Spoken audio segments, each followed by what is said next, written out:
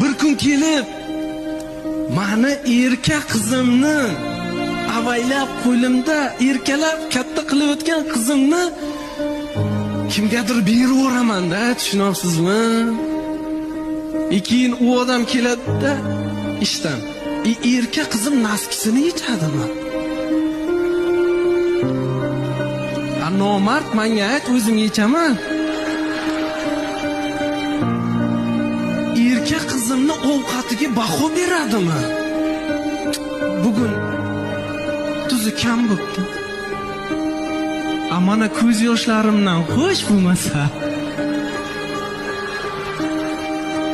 Erkak qizimga xiyonat qiladimi?